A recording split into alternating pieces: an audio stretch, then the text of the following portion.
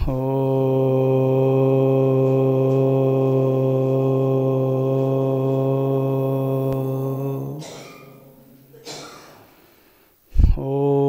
గురుర్బ్రహ్మా గురుర్విష్ణుః గురుర్దేవో మహేశ్వరః గురుః సాక్షాత్ పరబ్రహ్మ తస్మై శ్రీ గురవే నమః.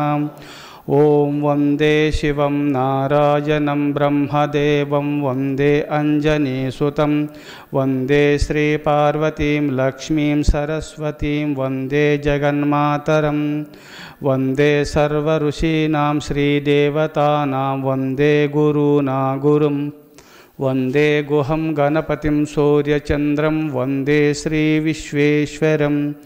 ఓం సహనా భవతు సహనౌ భునక్తు సహ వీర్యం కరవావహై తేజస్వినావధీతమస్తు మా విద్విషావహై. ఓం శాంతి శాంతి శాంతి. ఓం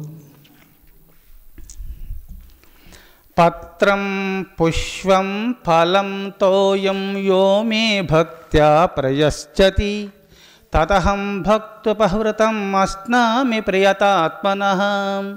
పత్రం పుష్పం ఫలం తోయం యో మే భక్త్యా ప్రయశ్చతి తదహం భక్తుపహృతం అస్నామి ప్రయతాత్మనః. భగవంతుడు భగవద్గీతలో 9వ అధ్యాయమునందు 26వ శ్లోకమునందు ఉపదేశం చేసినారు. ఈ శ్లోకము ఎవరికి చెప్పినారంటే బీద భక్తులకు చెప్పినటువంటి శ్లోకము. 4వ అధ్యాయంలో ముందు శ్లోకంలో ముందు అధ్యాయములు యందు గొప్పగా చెప్పుతూ ఎన్నో యజ్ఞయాగాదులు చేయాలి, ధనయజ్ఞం ఉన్నది, జపయజ్ఞము ఉన్నది, ఎన్నో కర్మయజ్ఞములు నిష్కామ కర్మ ఎన్నెన్నో ఉన్నాయి. కానీ యజ్ఞాల గురించి చాలా చెప్పినాడు కృష్ణ పరమాత్మ. ఇందులో మరి యజ్ఞము చేయాలన్నా యజ్ఞోదానం తపశ్చైవ పావనాని మనీషినాం అని భగవంతుడు ఉపదేశం చేసినాడు. మానవులు పవిత్రాత్మలు కావాలంటే యజ్ఞము దానము, యజ్ఞోదానం తపశ్చైవ, తపస్సు యజ్ఞము దానములు చేసుకున్నటువంటి వారే పునీతులైపోతారని చెప్పినారు. ఇక్కడ ధనమున్నటువంటి వాళ్ళకు చెప్పినటువంటి శ్లోకం అది. కానీ ఇక్కడ బీద భక్తులు యజ్ఞయాగాదులు చేయలేరు, దాన ధర్మాదులు చేయలేరు, నిష్కామ కర్మయోగులై ప్రాణసేవయే పరమాత్మ సేవగా భావించి సేవ చేయలేరు. అట్టివారికి చెప్పినటువంటి శ్లోకము. అందరూ కూడా ధనవంతులు కూడా మేము ఇవే చేస్తాంలే, పత్రం పుష్పం ఫలము తోయం అని అర్పిస్తే దేవుడు ఒప్పుకోడు. ఉన్నవాళ్ళు మాత్రం తటాకం ధన నిక్షేపం బ్రహ్మస్థాప్యం సురాలయం అరామకృతి సత్రాని సప్త సంతాన సంజకాః. సప్త సంతానములు కనాలి, గుళ్ళు గోపురాలు చెరువులు త్రవ్వించాలా, బావులు దిగుడు బావులు త్రవ్వించాలా, అన్నసత్రములు, దేవాలయములు, ఆశ్రమాలు, పూతోటలు, భగవంతుని కైంకర్య నిమిత్తమై ఎన్నెన్నో నిర్మిస్తూ ఉండాలి డబ్బు ఉన్నటువంటి వాళ్ళు. మరి డబ్బు లేనటువంటి వారికి చెప్పినటువంటి శ్లోకము పత్రం పుష్పం ఫలం తోయం యో మే భక్త్యా ప్రయశ్చతి తదహం భక్తుపవృతం అస్నామి ప్రయతాత్మనః. అర్జున, ఎవరైనా సరే పత్రము కానీ పుష్పము కానీ ఫలము, ఈ పత్రము ఆకులు వేసినా చాలు నేను స్వీకరిస్తాను, పుష్పం వేసినా సరే నేను స్వీకరిస్తాను, ఒక ఫలాన్ని ఇచ్చినా సరే స్వీకరిస్తాను. ఈ 3 దొరకని ఎడల ఒక నీరు అర్పించినా చాలు నేను స్వీకరిస్తాను, సంతృప్తి పడుతాను. ఏ పరమభక్తుడు మనసాకర్మణ వాచత్రీకరణ శుద్ధితో నీరు అర్పించినా నేను స్వీకరిస్తాను అర్జున అని చెప్పినాడు. ఇంకేం కావాలి భక్తులకు? ఇంకా భగవంతుడు ఏం చెప్పినాడు? ఉన్నవాళ్ళు చేసుకోండి. దీనికి మలయాళ స్వామి వారు ఉపమానం చెప్పినారు. ఈ శ్లోకం అందరే ప్రమాణంగా తీసుకొని నేను పత్రం పుష్పం ఫలంతో అర్పిస్తాను, దేవుడిచ్చిన సొమ్మంతా దాచుకొని ఉంటే అది దేవుడు ఒప్పుకోడు. ఏనుగు మాత్రము బండెడు చెరుకులు తింటుంది. అది చీమ చాలు, ఒక్క గోధుమ రవ్వ వేస్తే 10 చీమలు 20 చీమలు తింటాయి. ఏనుగు అదే ఆకలి, చీమకు కూడా అదే ఆకలి. ఉన్నవాళ్ళు మేము ఏనుగు నేను ఎర్ర చీమని అనుకుంటే దాని ఆకలి తీరదు సుమా. చీమి పొట్ట చిన్నది, ఆకలిలో మాత్రం తేడా లేదు, కానీ ఆహారంలో, వ్యవహారంలో, శరీరంలో తేడా ఉన్నది. దేవుడు ఇచ్చినాడు నీకు సంపద కావున భావ్య ప్రపంచానికి లోక శ్రేయస్సు పంచిపెట్టు. నీ సంపద కాదు, ఉన్నది నేను కష్టపడినాను, నేను సంపాదించినంటే నీకు నైకచ్చిత్ క్షణపి, క్షణకాలంలో మొత్తం అనువున భగవంతుని యొక్క అనుగ్రహం ఉంటేనే నువ్వు నడుస్తున్నావు, మాట్లాడుతున్నావు. సరే నేనంటావు, వాయువు లేకపోతే నీ గతి ఏమవుతుంది, సూర్యచంద్రులు లేకపోతే నీ గతి ఏమవుతుంది, భూదేవికి ఏమన్నా పన్ను కడుతున్నావా, నీటికి పన్ను కడుతున్నావా, సూర్యచంద్రులకు పన్ను కడుతున్నావా, వాయువు లేకపోతే నీ గతి ఏమవుతుంది, ఏమన్నా వాయుదేవునికి ఏమన్నా డబ్బిస్తున్నావా? అందుకోసమే భగవంతుని యొక్క కరుణాకటాక్షం వల్ల శివుని ఆజ్ఞ లేనిది చీమ ఊడంగా పయనించలేదు, హరి ఆజ్ఞ లేనిది ఆకు ఊడంగా రాలేదు సుమా. అందుకోసమే భగవదేచ్ఛ ఎంత పరమేశ్వర నాకు సంపద ఇచ్చినావు, ప్రాణిసేవ చేయుట నిమిత్తమని ఉన్న సంపదలు ఉన్నవారు పంచిపెట్టేసి ఆశ్రమాలు, దేవాలయములు, విగ్రహారాధన ఒకటేమి ప్రాణిసేవయే పరమాత్మ సేవగా పిల్లి కానించి, ఎలకల కానించి, చీమల కానించి, పిపీలి కాది బ్రహ్మ పర్యంతరం ఏ ప్రాణులు మూగజీవులు ఉన్నాయో అట్టి వారి సేవ చేయుట నిమిత్తమే 83,99,999 ప్రాణులను సృష్టించి బ్రహ్మదేవుడు సంతోషపడక ఆ ప్రాణసేవ చేయుట నిమిత్తమే మానవుని జన్మింపచేసినాడు పరమేశ్వరుడు బ్రహ్మదేవుడు.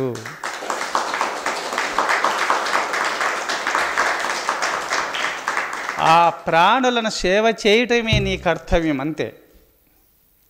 తను మను ధనములు ప్రాణిసేవార్థ నిమిత్తమే ప్రాణిసేవ ప్రాణుల సేవ, ప్రాణుల యొక్క క్షుద్బాధ నివారణార్థ నిమిత్తమే నేను సృష్టించినాడు. కావున ప్రాణిసేవ చేయడమే నీ కర్తవ్యం, ఫలితాన్ని ఆశించడం నీ కర్తవ్యం కాదు. అందుకోసమే ఇక్కడ బీద భక్తులకు చెప్పినప్పుడు ఉన్నవాళ్ళు మాత్రం ఏనుగులాంటి వాళ్ళు ఎంతైనా చేసుకోవాలి, లేని వాళ్ళు చాలు. ఒక చీమకు అదే ఆకలి, ఏనుగు అదే ఆకలి. కావున ఆహారంలో తేడా ఉండిన ఆకలిలో తేడా లేదు సుమా. అదే ఇక్కడ బీద భక్తులైనటువంటి వాళ్ళకు మాకు సంపద లేదు కదా, మేము దాన ధర్మాలు చేయలేం కదా, ఓ పరమేశ్వర నాకు ఇవ్వలేదని మీరు బాధపడకండి నాయనలారా అని కృష్ణ పరమాత్మ నాకు పత్రమును అర్పించండి చాలు, నేను సంతోషంగా స్వీకరిస్తాను. భక్తి భావన చేత ఆనాడు రుక్మిణి శ్రీకృష్ణ తులాభారము భాగవతాన్ని చదవండి. కృష్ణ పరమాత్మను పునీత వ్రతం అని పేరు చేత కృష్ణ పరమాత్మని నేను అంకితం చేసుకోవాలా, నాకే అంకితమైపోవాలా, ఇతరులు ఎవరికి అంకితం కావద్దనే భావన చేత పునీతమనే వ్రతము అని పేరు చేత కృష్ణ పరమాత్మని నారద మహర్షికి దానం చేసుకుంటే ఎవరైనా సరే నారద మహర్షి యొక్క బరువు ధనము కానీ, పత్రము కానీ, ఇంకా ఏదైనా సరే బంగారము కానీ, ఇంకా ఇతర ఏ వస్తువులు ఏవైనా తను వాడుతున్నటువంటి ఇలువైన వస్తువులు ఏవైనా ఇచ్చి అంత పరమాత్మ అంత బరువుతో తులతూచి తులాభారం అనగా సమానంగా తోచి మన పతిదేవుని స్వీకరించవచ్చునని నారద మహర్షి చెప్పినందువల్ల కృష్ణ పరమాత్మను దానం చేసి మళ్ళీ స్వీకరించవచ్చును.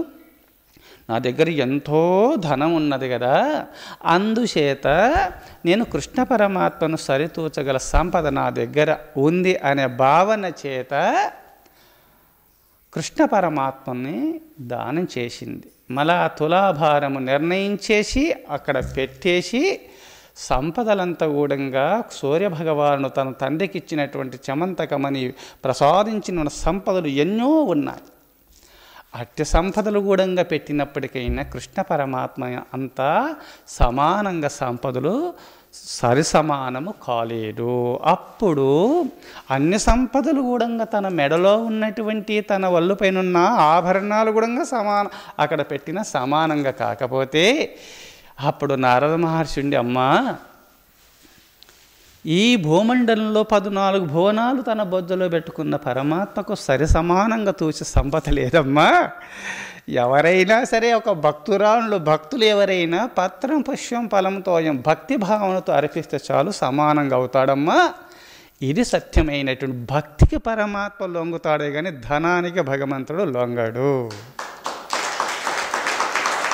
నువ్వెంతో నా దగ్గర సంపదలు ఉన్నాయని చమంతకమని ప్రసాదించినటువంటి సూర్యభగవాన్ యొక్క అనుగ్రహాన్ని పొందినటువంటి తన తండ్రి అయినటువంటి ఆ ప్రసాదించినటువంటి ఆ మణి ద్వారా ఎన్నో సంపదలు ఉన్నాయి.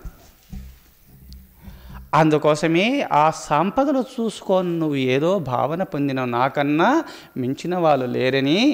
అమ్మా, భగవంతుడు సంపదల ద్వారా భగవంతుని మనం కొనలేమమ్మా. భక్తి ద్వారా, సంపద ద్వారా భగవంతుడు వశం కాడు, భక్తి వల్ల వశమవుతాడు. ఇక్కడ ఎవరైనా ఉంటే, అట్టి భక్తురాలు ఎవరైనా ఉంటే పిలుచుకొచ్చి పత్రం పుష్పంగా అనే ఫలాదుల ద్వారా అర్పించినా సరే సమానంగా భగవంతుడు అవుతాడు. సంపదలకు సరిసూగడమ్మా భగవంతుడు అని నారద మహర్షి ఉపదేశాన్ని పొంది ఇక్కడ ఎవరు ఉన్నారో అట్టి భక్తులంటే రుక్మిణి ఉన్నది అని కృష్ణ పరమాత్మ అనుగ్రహం ద్వారా తెలుసుకొని రుక్మిణీ మాత వచ్చేసి ఒక్క తులసీ దళాన్ని చుట్టూ ప్రదక్షిణం చేసి పరమాత్మ పాదపద్మలకు నమస్కారం చేసుకొని ఒక తులసీ దళాన్ని అర్పించినంత మాత్రమున ఈ 14 భువనాలు తన బొజ్జలో ఉన్న భగవంతుడు ఈ తులసీ దళమునకు సమానంగా అయిపోతాడు. పరమాత్మ భక్తికి వశుడవుతాడు భగవంతుడు.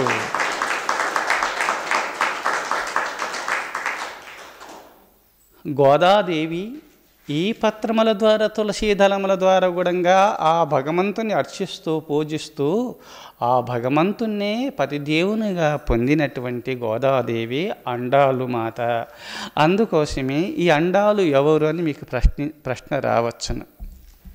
వైకుంఠంలో దేవతా సమూహము, త్రిమూర్తులు, త్రిమాతలు కూడా అప్పుడప్పుడు ఈ భూలోకంలో అవతరించేసి ధర్మస్థాపనార్థ నిమిత్తమై వారి వారి అంశతో జన్మిస్తూ ఉంటారు. ఎంతో యుగయుగాల నుంచి శ్రీ మహావిష్ణువు, లక్ష్మీమాత అందరూ అవతరిస్తూ వస్తున్నారు. గరుత్మంతునికి అవకాశం కలగలేదు. అప్పుడు భూదేవి, శ్రీదేవి అనగా లక్ష్మీమాత, భూమాత ఇద్దరు కూడా శ్రీ మహావిష్ణువు చెంత ఉండగా వైకుంఠంలో గరుత్మంతుడు ఏడ్చినాడు. భూలోకంలో అందరూ అవతరిస్తున్నారు కదా, నేను అవతరించేసి ఒక యతిగా అవతరించి, ఒక సన్యాసిగా, ఒక బ్రహ్మచారిగా అవతరించేసి సనాతన ధర్మ ప్రబోధములు చేసి మానవాళిని ఉద్ధరించే అవకాశం నాకు లేదా తండ్రి అని విష్ణుమూర్తిని, భూదేవిని, లక్ష్మీమాతను ప్రార్థించగా తదస్తు నువ్వు బ్రహ్మనిష్ఠుడుగా అవతరించమని లక్ష్మీమాత, శ్రీ మహావిష్ణువు, భూదేవి ఆశీర్వదించగా భూదేవి అండాలుగా గోదాదేవిగా అవతరించేసింది భూజాతగా. ఆ గరుత్మంతుడే విష్ణు చిత్తుడుగా, విష్ణు భక్తుడుగా అవతరించేసి బ్రహ్మచారిగా తులసి వనాన్ని పెంచేసి శ్రీరంగనాథ స్వామికి, ఆ శ్రీ మహావిష్ణుకు అర్పిస్తున్నాడు మాలలు కట్టి. ఆ తులసి వనంలో మొక్కలు నాటాలని అక్కడక్కడ ఇక్కడ తులసి బృందావనం ఉన్నది, తులసి చెట్టు దగ్గర అక్కడ తోడుచుండగా తులసి మొక్కలు నాటాలని గుంటలు తీయుచుండగా ఒక పెట్టెల్లో ఆవిర్భవించింది గోదాదేవి అండాలుగా. అప్పుడు పూర్వజన్మ సంస్కారము పుట్టుకతోనే ప్రారంభం అవుతుంది. పూర్వజన్మ జ్ఞానం వెంటాడింది. నాకు ప్రేమపుత్రిగా, నా కుమారిగా, నా కూతురుగా భూదేవి అవతరించిందని పెంచి పెద్ద చేసేసి ప్రతిరోజు కూడా తాను మాలలు కట్టి ఆ శ్రీ మహావిష్ణువుకు అర్పించుతుండగా చిన్న పాప పెద్దగయ్యింది. నాన్నగారు నేను కడతాను, ఇక్కడి నుంచి నేను అర్పిస్తాను మాలలని చెప్పి కట్టుతూ ఆ భగవంతునికి అర్పించే సమయంలో అందంగా ఉన్నాయా లేదా ఈ మాలని చెప్పి తన అద్దంలో ఆ మాల అల్లి మెడలు వేసుకుంటే చాలా అందంగా ఉంది ఈ మాల అని అప్పుడు భగవంతుడు మెచ్చుతాడు. నా మెడలో ఉండి అందంగా ఉంటే కదా భగవంతుడు మెచ్చుతాడు, లేకపోతే మెచ్చడని తాను అలంకరించుకొని చాలా బాగుందని సంతోషపడి అప్పుడు శ్రీ మహావిష్ణువుకి అర్పించేది. శ్రీ మహావిష్ణు సంతోషపడేది, ఎందుకంటే భూదేవి కదా. అందుకోసం మహాభక్తురాలుగా అవతరించింది సుమా. భక్తిని చూస్తాడు భగవంతుడు. అందుకోసమే ఆ పత్రముల ద్వారా, ఆ తులసీ దళాల ద్వారా, ఆ తులసీ దళాల మధ్యములో తనకు ఇష్టమైనటువంటి పుష్పములు తెచ్చి, కొంచెము పుష్పములు కొంచెము తులసీ దళాల ద్వారా అందమైన మాలను అలంకరించి ఆ శ్రీరంగనాథ స్వామికి శ్రీ మహావిష్ణువుకి అర్పించేది ప్రతిరోజు. తండ్రి చూసినాడు, ఏమమ్మా పొరపాటు చేస్తున్నావు, ఇది పద్ధతి కాదమ్మా, భగవంతుడు ఆగ్రహిస్తాడు, నీకు తెలియదు, ఇలాంటి పనులు చేయొద్దంటే, సరే నాన్న ఏం చేయాలని ఆ రోజు ఆ మాల, అల్లిన మాల మెడల వేసుకొని చూసుకున్నప్పుడు తండ్రి చూసినాడు కావున, ఇలాంటి పని చేస్తున్నావమ్మా, ఇలాంటి పని చేయకూడదని ఆ మాల ఆ రోజు తీసుకెళ్ళకుండా తాను విష్ణు చిత్తుడు తాను మా పుష్పాలు తులసీ దళాలు కోసి మాల అల్లి తీసుకెళ్ళి ఆ శ్రీ మహావిష్ణువు మెడలేసినాడు. ఆనాడు ఎందుకో శ్రీ మహావిష్ణువు యొక్క ముఖంలో కళలు లేకుండా చింతాక్రాంతుడై ఉన్నాడట. భక్తుడు చూసినాడు, ఏమిటి ఇలా ఉన్నాడు, రోజు కోటి సూర్యుల ప్రకాశంతో వెలుగొందుతున్నటువంటి నా స్వామి కలలు తప్పి చింతబోయి ఉన్నాడు. చిన్నపిల్లవాళ్ళు అలిగి అమ్మ నాయన తనకు మనోభిష్ట నెరవేర్చకపోతే అలిగి చింతాక్రాంతులై ఉన్నట్టుగా ఏదో చిన్నబుచ్చుకొని ఉన్నాడు.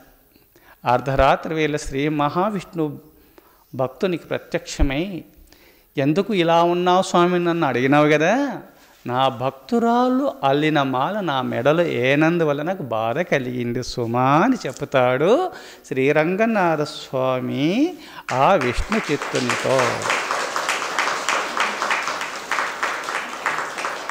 అండాలు భక్తి ముఖ్యం ఇక్కడ. అక్కడ భావన మాలలు అల్లడం, మెడలేసుకోవడము అది తప్పే. అయినా కానీ అందం ఉందా లేదా నా దేవునికి మెడలో వేస్తే అందం ఉంటుందో ఉండదని భావనతో అల్లింది కానీ ఇంకొకటి కాదు సుమా. అందుకోసమే భావగ్రాహి జనార్దన భావమును భగవంతుడు గ్రహిస్తాడు. అందుకోసమే ఆ రోజుండి, నాన్న నేను మాల ప్రతిరోజు వేసుకొని భగవంతునికి అర్పించినాను కావున ఆ భగవంతుడే నా పతిదేవుడు కావాలని అనుకున్నానని విష్ణు చిత్తునితో ఎప్పుడైతే భూదేవి అంశ అయినటువంటి గోదాదేవి అండాలు ఎప్పుడు చెప్పిందో, అమ్మా చాలా పొరపాటమ్మా, భగవంతుని నువ్వు వివాహం చేసుకోవడమేమమ్మా, మానవ మాత్రులు మనమెక్కడ, భగవంతుడెక్కడ, అలాంటి పలుకులు పలుకొద్దు అంటే, ఆ రోజును ఏడుస్తూ బాధపడుతూ అన్నము నీరు ముట్టకుండా పరితపించుచుండగా విష్ణు చిత్తుని యొక్క స్వప్నంలో దర్శనమిచ్చి, గోదాదేవి భూదేవి అంశ నేను మహావిష్ణువుని కదా, ఆమెనుచ్చి నాకు వివాహం చేయవచ్చును అని ఆజ్ఞాపించగా అండాలను అనగా గోదాదేవిని ఆ శ్రీ మహావిష్ణువు శ్రీరంగనాథ స్వామికి ఇచ్చి పెళ్లి చేస్తాడు విష్ణు చిత్తుడు.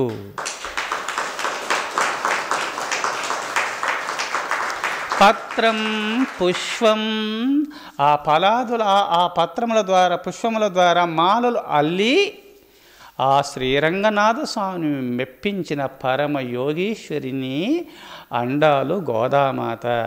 అందుకోసమే అప్పుడప్పుడు అధర్మం వృద్ధి పొంది భక్తి క్షీణించినప్పుడు, నాస్తికత్వము ప్రజ్వలించినప్పుడు, నాస్తికత్వము ప్రచురెళ్ళి తాండవం ఆడినప్పుడు వారి అంశలతో అవతరించేసి నాస్తికత్వాన్ని తోలనాడుతూ నాస్తికత్వాన్ని రూపునామములు లేకుండా చేస్తే ఆస్తిక ధర్మాన్ని నెలకొల్పుతుంటారు దైవాంశ సంభూతులై భూలోకంలో అవతరించి. అప్పుడప్పుడు గోదాదేవి గూడంగా భూదేవి గోదాదేవి రూపంలో అవతరించి, భూదేవి గోదాదేవి రూపంలో అవతరించేసి ఆస్తిక ధర్మాన్ని సనాతన ధర్మాన్ని నెలకొల్పినటువంటి పుణ్యాత్మురాలు. అందుకోసమే భగవంతుని భక్తి భావన చేత భగవంతునికి పత్రం పుష్పం ఫలం ఫలాదులు కూడా భగవంతునికి అర్పిస్తే చాలు. ఇది ఆ భక్తి భావన చేత ఫలాదులు అర్పించినా స్వీకరిస్తాడు. తోయం ఆఖరిలో ఈ మూడు లేనప్పుడు నీరును అర్పించినా చాలు. ఆ భగవంతుడు భక్తిభావనతో స్వీకరిస్తాడు. వాంఛతో బలి చక్రవర్తి దగ్గర చేరి భిక్షమెచ్చితి వేల బిడియపడక, అడవిలో శబరి తీయటి ఫలాలందీయ చేతులొక్కితి వేల సిగ్గుపడక, వేడుక తోడుత నీవు విదురు నింటికి నేగి విందిగొంటి పదేమి వెలితి పడక, అటుకులల్పము కుచేలుడు గడించుకరాగ బుక్క సాగితివేమి లెక్కగొనక, భక్తులకు నీవు బెట్టుట భావ్యమౌను వారి నాశించితివి తిండి వాడవగుచు, భూషణ వికాస శ్రీధర్మపుర నివాస దుష్ట సంహార నరసింహ దురిత దూరా.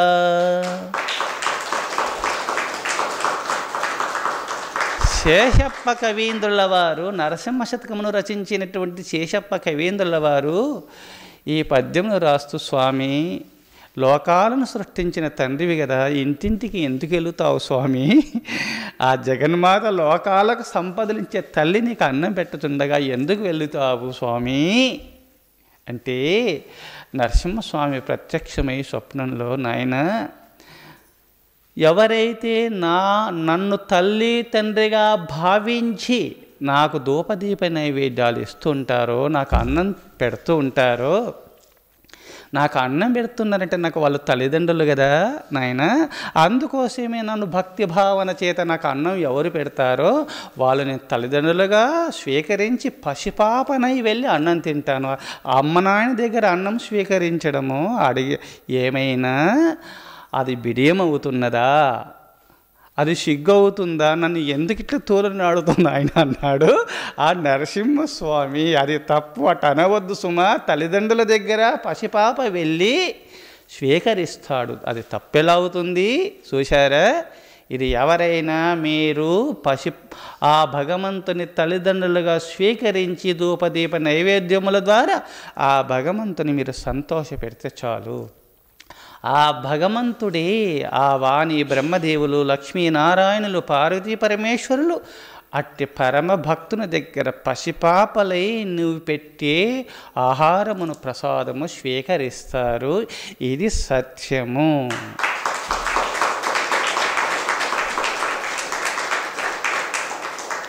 అది నా అనుభవ రూపముగా చెప్పుచున్నాను.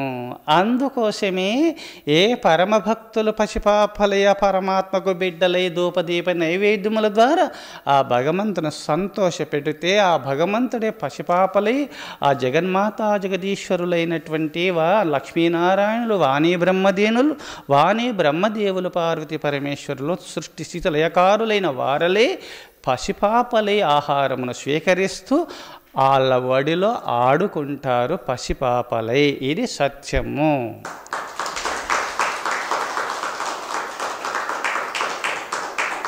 అందుకోసమే పత్రం పుష్పం ఫలం తోయం యో మే భక్త్యా ప్రయశ్యతి తదహం భక్తపవ్రతం అశ్నామి ప్రయతాత్మనః. ఎవరైనా పత్రము కానీ పుష్పము కానీ ఫలము కానీ తోయము కానీ నాకు భక్తి భావనతో అర్పిస్తే నేను స్వీకరిస్తా. ఇది బీద భక్తులకు చెప్పినటువంటి శ్లోకము, ధనవంతులకు కాదు సుమా. అట్లని మీరు పొరపాటుతో ఇవేస్తే దేవుడు ఒప్పుకోడు సుమా. చీమ తినే ఆహారం ఏనుగు తింటే దాని ఆకలి తీరదు సుమా. అందుకోసమే ఎవరికి ఏది ఇచ్చినాడో, ఎవరికి ఎంత శక్తినిచ్చినాడో దానికి లోకానికి ఉపయోగించండి. అందుకోసమే పూర్వకాలంలో ఒక విద్యార్థి బాగా చదువుకున్నాడు, భగవంతుని మొక్కుకున్నాడు. స్వామి నేను పాస్ అవుతే, ఈరోజు నాకు పరీక్ష ఉంది స్వామి, నేను పాస్ అవుతే నీకు మంచిగా పులిహార కానీ పాయసము తినుబండారములు రకరకాలుగా నీకు ఏదేది ఇష్టమో స్వామి నీకు చేసి పెడతా స్వామి అని మొక్కుకున్నాడు. దారిలో ఎందుకంటే వెళ్ళినాడు, పాఠశాల ఇంకా తెరవలేదు, ముందుగా వెళ్ళినాడు. భగవంతునికి ఇష్టమేమి నైవేద్యం పెడదామని, నైవేద్యానికి పెట్టాలంటే అందులో జీడిపప్పు ఉండాలా, కొంచెం నెయ్యి ఉండాలా, బెల్లము, అక్కడ ఉన్నటువంటి అందులో పడుతున్నటువంటి వస్తుజాలములన్నీ లిస్టు రాసుకున్నాడు. పులిహార పెడదాం చాలా బాగుంటుందని రకరకాల పులిహారకి ఎంత ఖర్చు అవుతుందో అన్నీ రాసుకున్నాడు.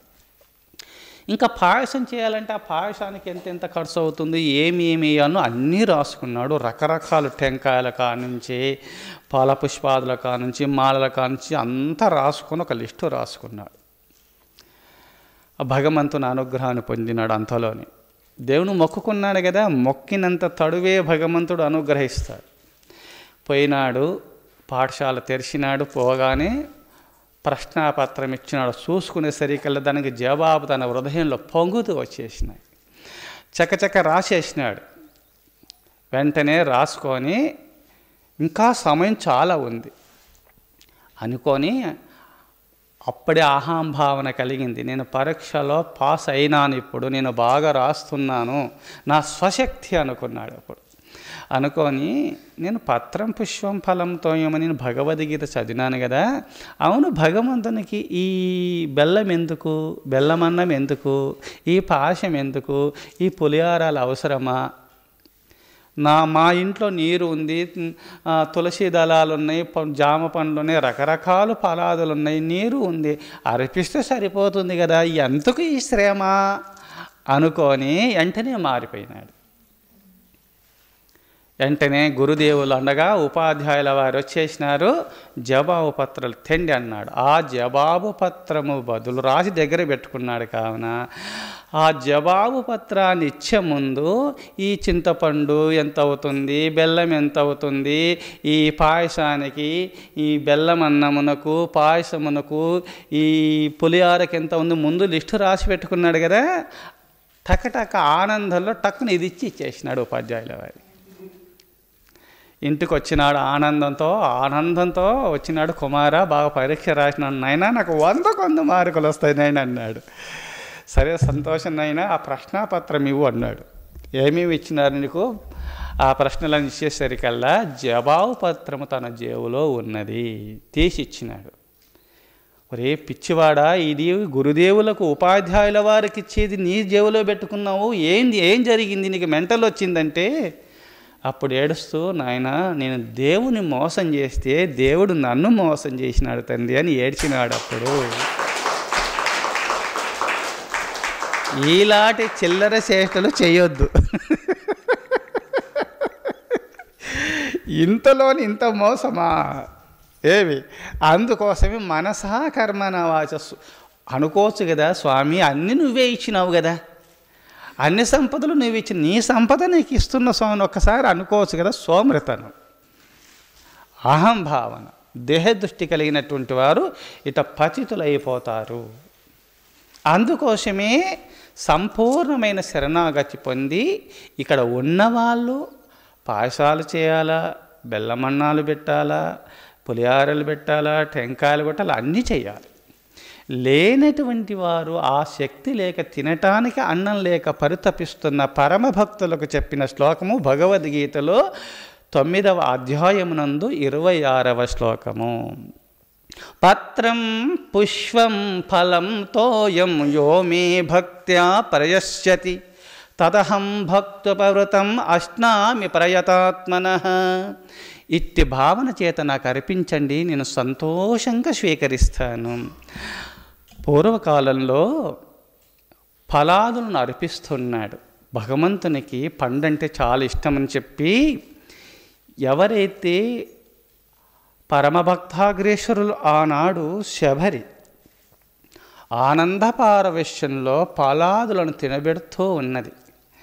అలా గురుదేవులైనటువంటి మాతంగ మునీశ్వరుల వారు శబరికి వరమిచ్చినాడు. అమ్మా, ఇంతకాలం నా సేవ చేసినావు కదా, నీకేమైనా సరే ఆశ్రమంలో ఎంతో సేవ చేసినావు, వంటలు బాగా చేసేది, ప్రతిరోజు 4 గంటల గురుదేవులు లేచి నదీ స్నానానికి వెళ్ళే సమయంలోనే ముందుగానే దారి ఊడ్చి నీట్గా చేసేది.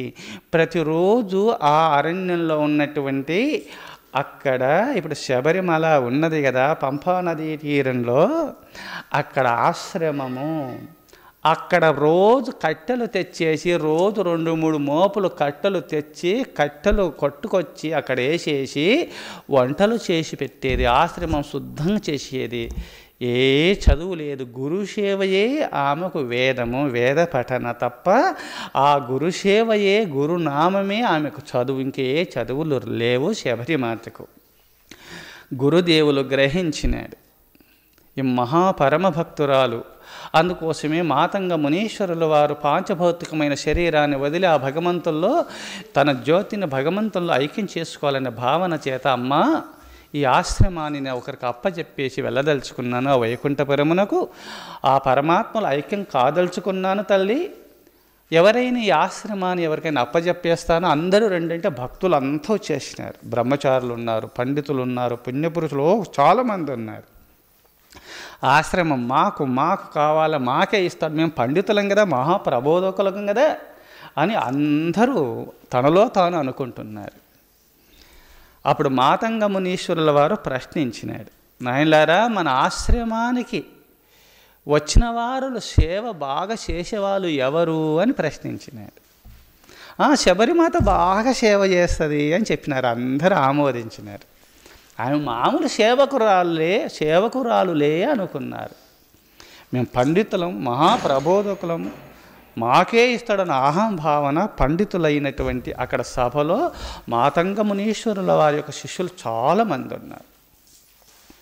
అప్పుడు నాయనలారా ఆశ్రమం మాకు కావాలని సభలో అందరు అనుకుంటున్నారు సుమా. మీ ద్వారానే కదా, మీ నోటి ద్వారానే కదా ఆశ్రమానికి వచ్చిన వారి సేవలు ఎవరు బాగా చేస్తారో, ఆశ్రమంలో ఎవరు బాగా సేవ చేస్తారో, వచ్చిన వారులకు ఆతిథ్యము ఇచ్చి అందరికి సేవలు చేసిన పుణ్యాత్తులు ఎవరంటే శబరిమాత అని మీరు అన్నారు కదా. మీరందరూ సేవలు చేయించుకునేవారు, సేవ చేసేది శబరిమాత. సేవలు చేయించుకునే వారికి నేను ఆశ్రమము ఇవ్వను, సేవ చేసేవారికే ఇస్తానని చెప్పి మాతంగ మునీశ్వరుల వారు శబరిమాతకు ఆశ్రమాన్ని అప్పజెప్పినాడు మాతంగ మునీశ్వరుల వారు. అప్పుడు అమ్మా ఇంతకాలము నాకు సేవ చేసినాం కావున ఏమైనా వరం కోరుకో అంటే, స్వామి మీ సేవ చేయడమే నా భాగ్యము, నా జన్మ తరించి నాకు ఏ వరాలు లేవంటే, అమ్మా నీకు నాకు అందరికి ముక్తినిచ్చే ఆ నారాయణుడున్నాడు.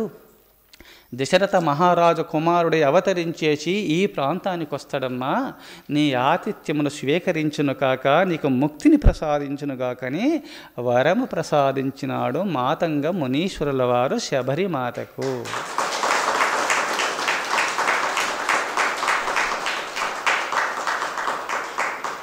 ఆమె భక్తి పారవశ్యంలో గురుదేవుల మాట అసత్యము కాదు, నారాయణుడు నా చెంతకు వస్తాడు, నా ఆతిథ్యము స్వీకరిస్తాడు, నాకు ముక్తిని ప్రసాదిస్తాడని ఆనంద పారవశ్యంలో వృద్ధాప్యం వచ్చినప్పటికైనా చిన్న పసిపాపయ్యి ఎప్పుడు ఆనంద పారవశ్యంలో సంచరిస్తూ ఉండేది. అందుకోసమే ప్రతిరోజు నారాయణుడు ఎప్పుడు వస్తాడు అని చెప్పి కొన్ని ఫలాదులు పుల్లగున్నాయో తీయగున్నాయో తెలియని చెప్పి, తెలియవు కదా అని చెప్పి కొన్ని తీయటి చెట్లు, ఆ పండ్లు దూర ఉంటాయి, కొన్ని పుల్ల ఉంటాయి అనే భావన చేత తీపి పండ్లు పులుపు పండ్లు ఉంటాయని చెప్పి తీపి పండ్లు మాత్రము అక్కడ తీయటివి అక్కడ పెట్టేది. ఒకరొకరు పులుపుని నా తండ్రికి ఇవి పెట్టకూడదని చెప్పి అక్కడ పారవేసేది సుమా. నారాయణుడు వస్తాడు, మా గురుదేవులు చెప్పిన మాట సత్యము అసత్యము కాదని ఒక విశ్వాసము.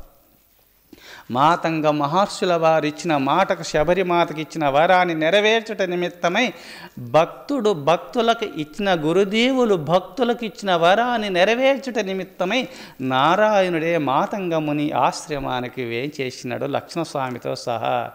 నేరుగా వచ్చిన తర్వాత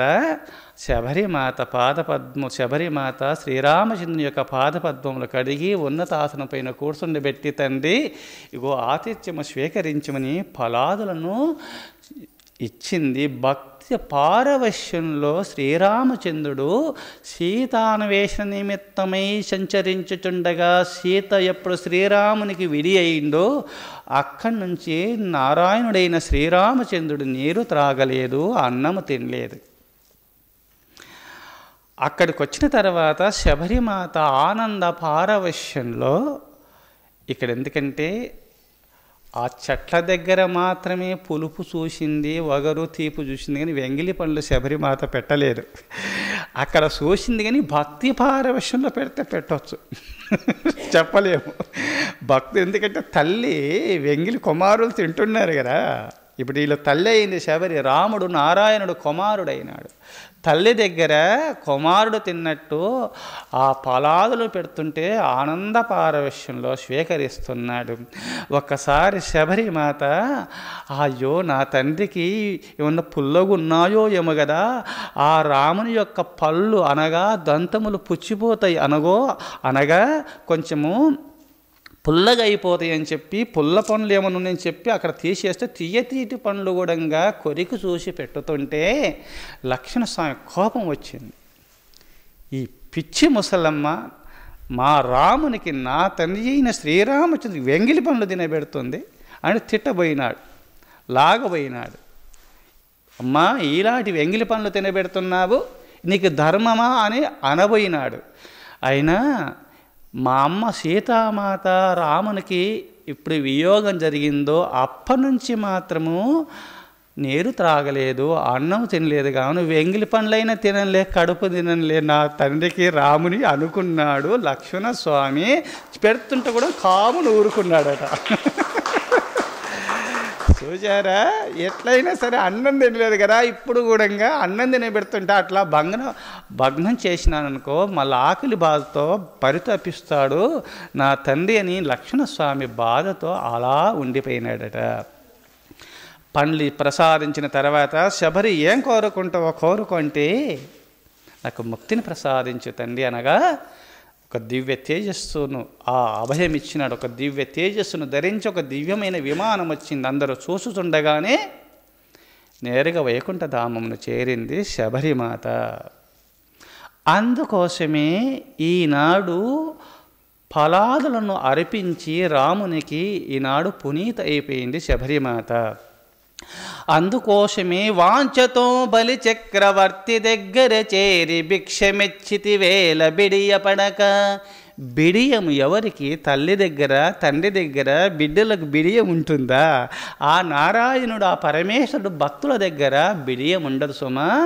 భక్తులనే తల్లిదండ్రులుగా స్వీకరించి ఆహారము స్వీకరిస్తారు.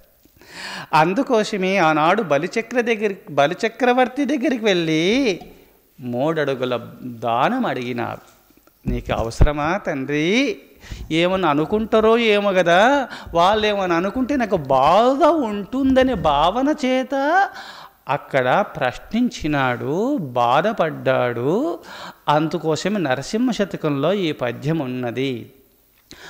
వాంఛతో బలి చక్రవర్తి దగ్గర చేరి భిక్షమెచ్చితి వేల బిడియపడక. ఆ ఇంద్రుని యొక్క సింహాసనమును స్వీకరించినాడు, లాక్కున్నాడు. విశ్వజిత్ అని యాగము చేసి ముల్లోకాలను ఆక్రమించేసి ముల్లోకాలు వశం కావాలి, విశ్వజిత్ విశ్వాన్నే జయించాలనే భావన చేత విశ్వజిత్ యాగం చేస్తున్నాడు బలిచక్రవర్తి. ఇంద్రుని యొక్క సింహాసనం స్వీకరించేసినాడు. ఇంకా ప్రపంచంలో ఎక్కడైనా నాకు ఎదురుండొద్దు, విశ్వమంతా నాకు వశం కావాలని యాగం చేస్తున్నాడు. అది అవసరమా? ఒకరి ఆస్తిని స్వీకరించడం అధర్మం. ఇంద్రుని సింహాసనం మేము స్వీకరించడం అది తప్పు. అందుకోసం ఇంద్రాది దేవతలు వెళ్ళి విష్ణుమూర్తిని ప్రార్థించగా మీ సింహాసనం మీకు ఇప్పిస్తాను, భయపడకండి అని అభయమిచ్చి అదితి మాత అనగా కశ్యప మహర్షికి అదితి మాతకు తనయుడై వామనమూర్తిగా అవతరించేసి విశ్వజిత్ యాగమునకు అక్కడికి వెళ్ళి బలిచక్రవర్తి దగ్గరికి వెళ్ళినాడు. ఒక వటువు వచ్చేసినాడు, ఒక బ్రహ్మచారి వచ్చేసినాడు అని ఆనందపారవశ్యంలో ఏనాడు నుంచో అనుకున్నాడట. మరి అప్పుడు ఎందుకు వెళ్ళాలి అంటే ఆయన పరమభక్తుడు బలిచక్రవర్తి. ఎందుకంటే ఆనాడు దానవులకు దేవతలకు వైరత్వం వల్ల ఇంద్రసింహాసనం లాక్కున్నాడు, కానీ ఇంకొకటి కాదు. దేవాసురులు ఆనాడు పాల సముద్రాన్ని చెలికి క్షీరసాగరను మథనము చేసేసి ఆ క్షీరసాగరను మథన సమయంలో అమృతం వచ్చినప్పుడు అమృతము దేవతలకు ఇచ్చినాడు. కావున అక్కడ మోసం జరిగింది. కావున ఈ దానవులు అసురులంతా శ్రీ మహావిష్ణువు పైన వైరత్వము, ఇంద్రాది దేవతలు అమృతం తాగినారని చెప్పి వాళ్ళ పైన తపస్సులు చేసి తపస్సు ముందు అన్నీ తక్కువని అని చెప్పి తపస్సు చేయడం, ఇంద్ర పదవిని స్వీకరించడం. వాళ్ళ అమృతం వీళ్ళ ముందు ఏం పనిచేయలేదు. తప బలం ముందు ఆ అమృతం కూడా చెండబోయేటప్పుడు అసలు తపస్సు చేయడము, ఇంద్ర పదవి స్వీకరించేసి ముల్లోకాలం పాలన చేయడం, ఇలాంటి పని చేస్తూ ఉండే సమయంలో ఈయన మహా దివ్యశక్తి సంపన్నుడు కావున ఇంద్రాది దేవతలను జయించి ఇంద్రసింహాసనం స్వీకరించి ఇంకా భవిష్యత్తులో ఎక్కడైనా నాకు ఎదురు ఉండకూడదు, విశ్వమంతా నాకు వశం కావాలని విశ్వజిత్తు యాగము చేయుచుండగా వామన రూపమును ధరించేసి అక్కడికి వెళ్ళినాడు. ఆయనను చూసేసరికల్లా పాదపద్మములు కడగాలి అనిపించిందట. మహా తేజో సంపన్నుడైన ఆయన సాక్షాత్ భగవంతుడు అయ్యుంటాడని భావన కలిగింది. ఏనాడి నుండో మా తాతగారైన భక్త ప్రహ్లాదుడు శ్రీ మహావిష్ణువు యొక్క భక్తుడు, ఆ భగవంతుని అనుగ్రహాన్ని పొందిన పరమభక్తుడు కదా, ఏమైనా సరే శ్రీ మహావిష్ణువు యొక్క పాదపద్మములు కడగాలని సంకల్పములోన ఉన్నదట బలిచక్రవర్తికి. బయట ఎక్కడ చెప్పలేదు, లోపల మాత్రం ఉంది. బాహగ్రాహి జనార్దన, బాహగ్రాహి పరమేశ్వర, సాక్షాత్ శ్రీ మహావిష్ణువు భక్తుల యొక్క మనోభావములు గ్రహిస్తాడు. కావున నేరుగా బలిచక్రవర్తి దగ్గరికి వచ్చేసినాడు. నాకు 3 అడుగుల దానం కావాలని అడిగినాడు. 3 అడుగుల దానం ఎందుకు బ్రహ్మచారి, నీకేమైనా పిచ్చి పట్టిందా? 3 అడుగులు ఏం చేసుకుంటావు అంటే, నాకు కావలసిన 3 అడుగులు ఇస్తే చాలు. ఆ విషయము వెంటనే శుక్రాచార్యుల వారు గ్రహించినాడు. ఈయన మహామాయావి విష్ణుమూర్తి 3 అడుగుల దానం అంటూ ముల్లోకాలను ఆక్రమిస్తాడు అని బలిచక్రవర్తికి సైగ చేసినాడు. 3 అడుగుల దానం మాత్రం ఇవ్వబోకు సుమా, అసత్యము పలుకు. తదాస్తు అన్నాడు. నువ్వు 3 అడుగుల దానం కావాలని తదాస్తు ఇస్తాను. ఇంకేమైనా పురాలు నగరాలు కోరుకో, గోవులం కోరుకో, ఇంకా ఆశ్రమాలు కోరుకో, ఏదైనా కోరుకో, ఇంకా ఇస్తాను. ఈ 3 అడుగులే కావాలా నీకు? చిన్నది కోరుకున్నావంటే నాకు కావాల్సింది చాలా, అంతే. ఈ విషయం శుక్రాచార్య సూక్ష్మగ్రాహి కావున ఈ సాక్షాత్ విష్ణుమూర్తే 3 అడుగుల దానమని ముల్లోకాలు ఆక్రమిస్తాడనే భావన చేత బలిచక్రవర్తి దగ్గరికి వెళ్ళి, బలిచక్రవర్తి ఆయన ఎవరనుకుంటున్నావు? సాక్షాత్ విష్ణుమూర్తి ఈ వామన రూపంలో అవతరించి వచ్చేసినాడు. 3 అడుగులు దానం అడిగినాడు, నేను ముల్లోకాలను ఆక్రమిస్తాడు.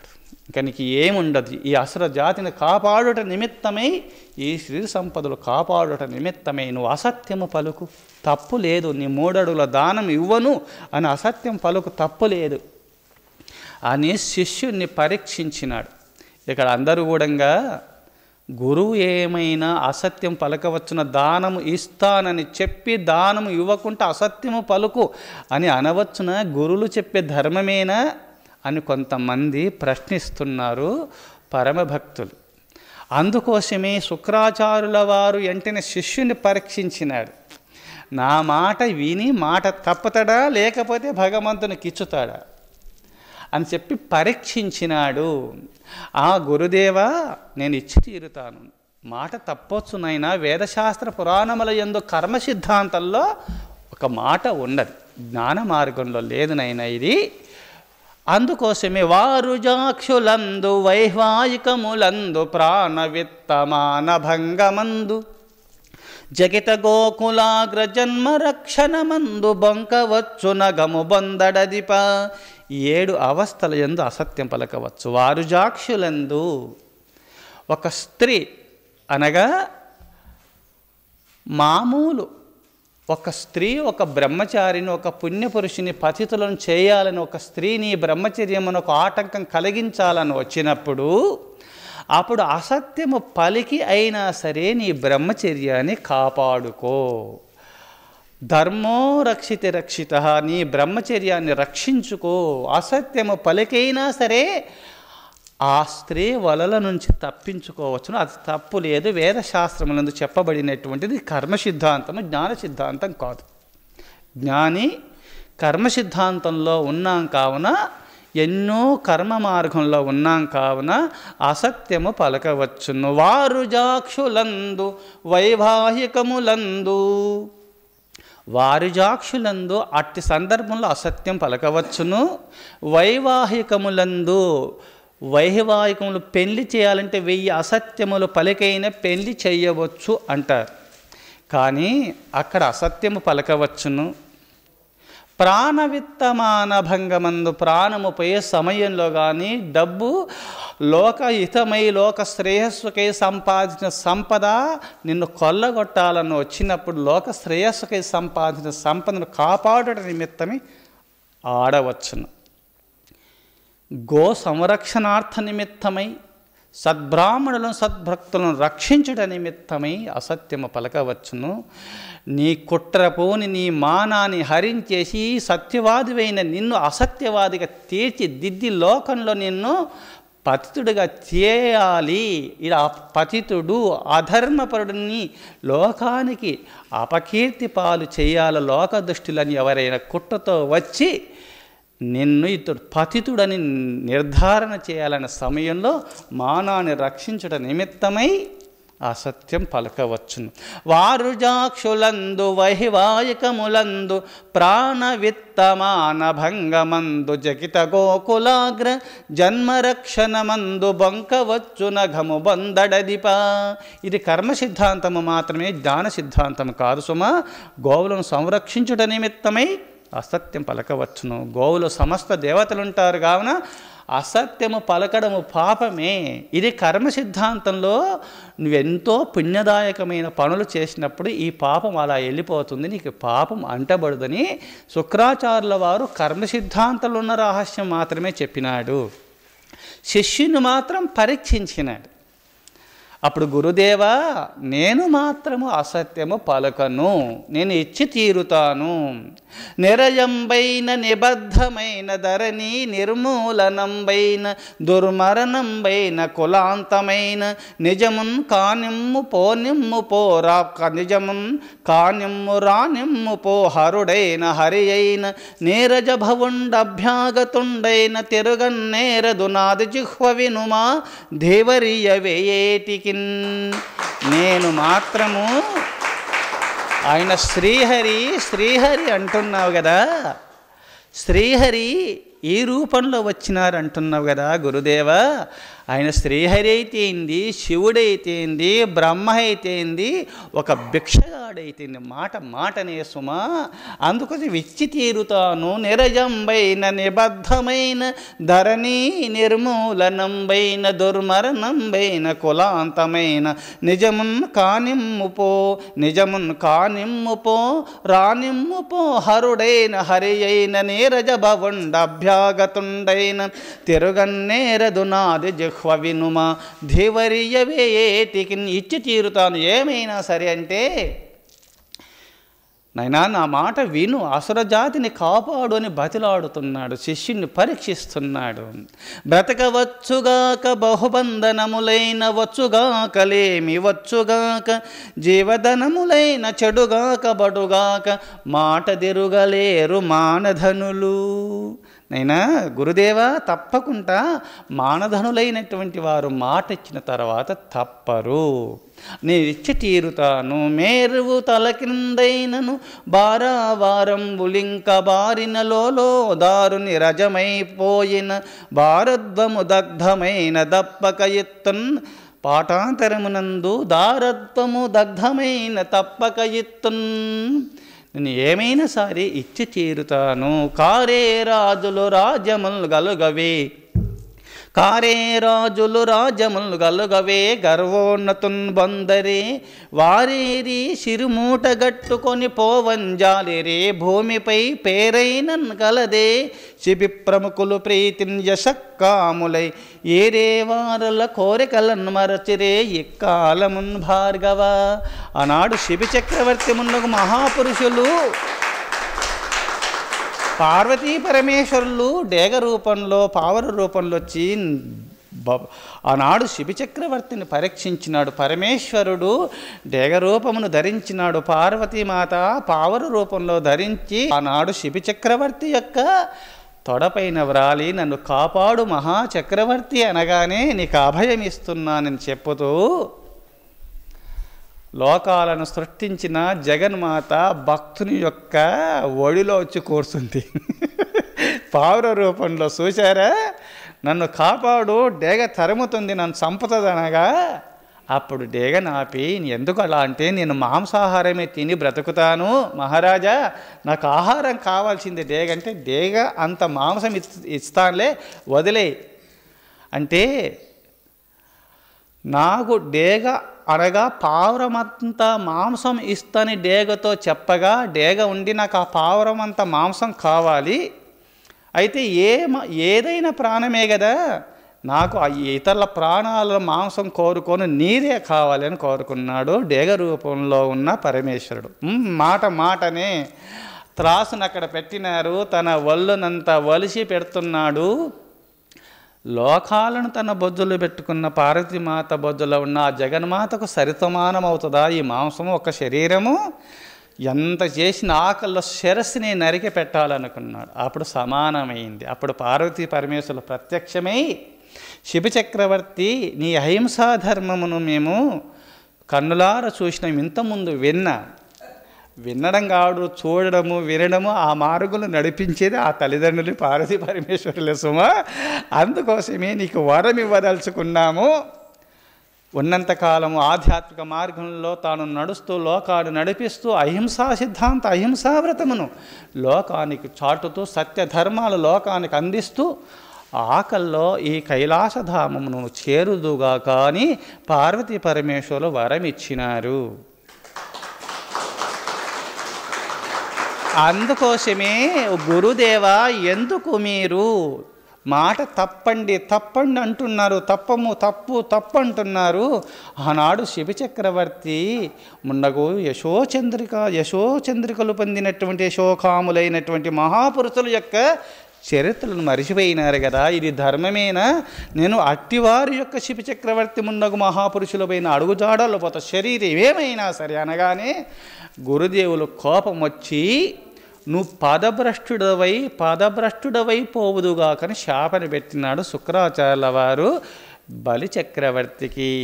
అందరి నాడు బాధపడుతున్నారు, అయ్యో ఆయన ధర్మాన్ని అనుసరిస్తున్నాడు కదా, సత్యవ్రతమును పూని సత్య మార్గంలో పోతున్నటువంటి ఒక బలిచక్రవర్తికి గురుదేవులైన శుక్రాచార్యుల వారు శపించవచ్చునా అని నాడు కొంతమంది భక్తులకు సందేహం కలిగి ఉన్నారు. కానీ గురుదేవులు కరుణా సముద్రుడై నా భక్తుని పరీక్షించినాను. సత్యవ్రతాన్ని పోయిన పుణ్యపురుషుడు మళ్ళా మాయ ప్రవేశించి అసత్యము పలుకుతాడో ఏమో, నా శిష్యుడు స్థిరకాముడై ఉండాలనే భావన చేత తన తపస్సును దారబోసి ఆశీర్వదించినాడు, అనుగ్రహించినాడు, బాహ్యంగా మాత్రము శపించినాడు. పదభ్రష్టుడవై పోదుగాక అంటే నువ్వు పదభ్రష్టుడు అయిపోవాలి, ఇక సింహాసనం ఈ రాజు నీకేవద్దు, 3 అడుగుల దానం ఇచ్చి ముక్తి పొందుకోని అంతర్గతంగా ఆశీర్వదించినాడు, బహిర్గతంగా శపించినాడు. పదభ్రష్టుడవైపోయి నువ్వు స్థిరకాముడై యశోకాముడవై వర్ధిల్లుదుగాకని అంతర్గతంగా ఆశీర్వదించిన కరుణాసముద్రుడు శుక్రాచార్యుల వారు. గురువుల పలుకులు, గురువులు వాక్కులు అంతర్గతమైన బహిర్గతంగా ఈ విధంగా నటిస్తారు మహనీయులు. మహనీయుల యొక్క భావన గ్రహించాలంటే 1000 శిరస్సులు కలిగిన ఆదిశేషునికే అలవి కాదన్నారు మలయాళ స్వాముల వారు. మా సృష్టి ఆది నుంచి వచ్చినటువంటి మహనీయులు గ్రంథ రచనల యందు కూడా పరమ భక్తుల యొక్క మహనీయులు యోగీశ్వరుల యొక్క మనోభావాలు గ్రహించి లోకానికి అందించాలంటే 1000 శిరస్సులు కలిగిన ఆదిశేషునికి అలవి కాదు, మానవులకు ఎంత అన్నారు. అందుకోసమే శుక్రాచార్యుల వారు పరమేశ్వరుని యొక్క పరమ భక్తుడు కావున అంతర్గతంగా ఆశీర్వదించినాడు, బహిర్గతంగా పదశ్చుతుడవై పోదుగాక. పదభ్రష్టుడు అయిపోతేనే కదా ఆ భగవంతునికి ఇచ్చిన మాట చెల్లుతుంది సుమా. మళ్ళా మాయలో మునుగుకుంటూ ఆశీర్వదించినాడు శుక్రాచార్యుల వారు. అందుకోసమే మరి బలిచక్రవర్తి ఈనాడు పాతాళలోకంలో చిరంజీవి అయి ఉన్నాడు కదా, నిన్ను వధించను ఆశీర్వదించినాడు. ఈనాడు 3 అడుగుల దానము స్వీకరించినాను బలిచక్రవర్తి, ఇంద్రుని యొక్క మనోభిష్ట నెరవేర్చుట నిమిత్తమై ఈ పని చేసినాను సుమా. అందుకోసమే నీకు వచ్చే కల్పనలో ఇంద్ర పదవి ఇస్తాను, ఆ ఇంద్ర పదవిని సర్వత్రా నేనే కాపాడుతాని వరం ఇచ్చినాడు శ్రీ మహావిష్ణు బలి చక్రవర్తికి. వచ్చే కల్పమునందు ఇంద్రసింహాసనమును ఇంద్రుడై పాలన చేయనున్నాడు బలి చక్రవర్తి. చూశారా సత్యవ్రతము యొక్క మహిమ ఎంత ఉన్నత శిఖరాలకు చేరిందో. అందుకోసమే మనం సత్య మార్గంలో పయనించాలి సుమా, ధర్మ మార్గంలో పయనించాలి సుమా. ఆనాడు భక్తి భావన చేత స్వామి నీ పాదపద్మములు కడగాలని నాకు ఉన్నది అని లోన ఉంది. కావున బలిచక్రవర్తికి వెంటనే విష్ణుమూర్తిని పిలిచినాడు. ఇదే తడు సాక్షాత్ భగవంతుని పాదపద్మములు కడగాలని నాకుంది కదా, భగవంతుడు వచ్చినాడని చెప్పి నా మనోభిష్ట నెరవేర్చుట నిమిత్తమై ఈ రూపంలో వచ్చినాడని చెప్పి స్వామి నీ పాదపద్మములు కడుగు కదా, ఎవరైనా దారాదత్తము చేస్తారు, నువ్వు ఆడ కూర్చో. రమ్మా మానవకోత్తమలెమ్మా నీ వాంఛితంబులేదనకిత్తున్ దెమ్మా అడుగులు నిటురా నిమ్మా కడుగంగవలయు నేటికి దడయున్.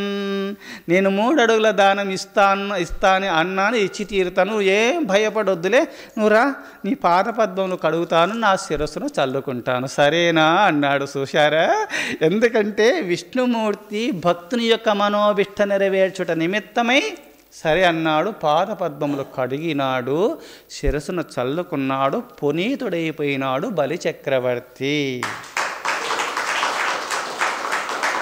భావగ్రాహి జనార్దన బలిచక్రవర్తి మనసులో ఉన్న భావన ఈ విధంగా నెరవేర్చినాడు. భక్తుని యొక్క మనోభిష్టమును సిద్ధింపచేసినాడు పరమాత్మ. వాంఛతో బలిచక్రవర్తి దగ్గర చేరి భిక్షమెత్తితి వేల బిడియపడక అడవిలో శబరి తీయటి ఫలాలందీయ చేతులొగ్గితి వేల సిగ్గుపడక వేడుకతోడుత నీవు విదురు నింటికి నేగి విందుగొంటి పదేమి వెలితి పడక. ఆనాడు రాయభారిగా కృష్ణార్జునులు అనగా ధర్మరాజుల వారు, భీముడు, అర్జునుడు, నకుల సహదేవులు వీళ్ళంతా కూడా ఉండి ద్రౌపదీమాత ఏ విధంగా అయినా సరే రక్తపాతము నాకు ఎందుకు అని ధర్మరాజుల వారు తమ్ములకు చెప్పగా ఒప్పించి, ఎందుకు తమ్ములారా ఈ రోజుండి రేపు పోతాం కదా, ఆ దుష్టబుద్ధి కలిగిన దుర్యోధనుడు వస్తే చంపగలుగుతాము, అతని ద్వారా ఎంతమందో ఉన్నారు సుమా పుణ్యపురుషులు, వాళ్ళను వధించవలసి వస్తుంది, మనకెందుకు 5గురికి 5 ఊర్లు ఇచ్చిన చాలు, కృష్ణ పరమాత్మను రాయబారిగా పంపుదామని చెప్పి కృష్ణ పరమాత్మకు చెప్పి 5గురికి 5 ఊర్లు ఇస్తే చాలు, మాకు ఏమొద్దు, అర్ధ భాగం ఇస్తే ఇవ్వమను, లేకపోతే 5గురికి 5 ఊర్లు ఇచ్చినా చాలు మేము సంతోషపడతాం కృష్ణ, ఎందుకు ఈ యుద్ధాలు, ఎంట తెచ్చినామా, ఎంట కట్టగలుగుతామా అని ధర్మరాజుల వారు ఈ మంచి మాటలు కృష్ణ పరమాత్మ ద్వారా చెప్పి పంపగా 5గురికి 5 ఊర్ల సోది మోపినంత భూమి కూడా ఇవ్వంటాడు నాస్తికుడైన దుర్యోధనుడు.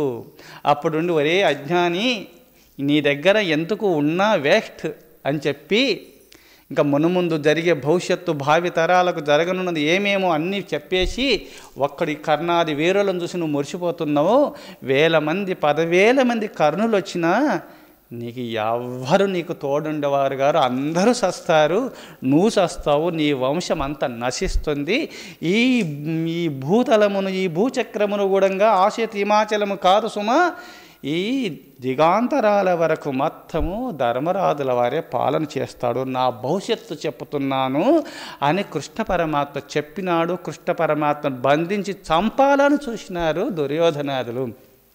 విశ్వరూపమును చూయిస్తే అది గారడి వినోదంలే, త్రాళ్ళు తీసుకొని బంధిస్తాము, నిన్ను చంపుతామంటే ఓ దుర్యోధన ఈ ఇనుపత్రాళ్ళు మామూలు గొలుసుల ద్వారా త్రాళ్ళ చేత బంధింపనయ్యా, భక్తి అనే త్రాళ్ళ చేత నేను బంధింపబడతాను దుర్యోధన అని చెప్పినాడు. చూశారా, దుర్యోధనునికి ఈ మాటలు బోధపడలేదు. అప్పుడుండి విందును ఆరగించు స్వామి అని అన్నంలో విషం పెట్టి చంపాలని చూసినారు.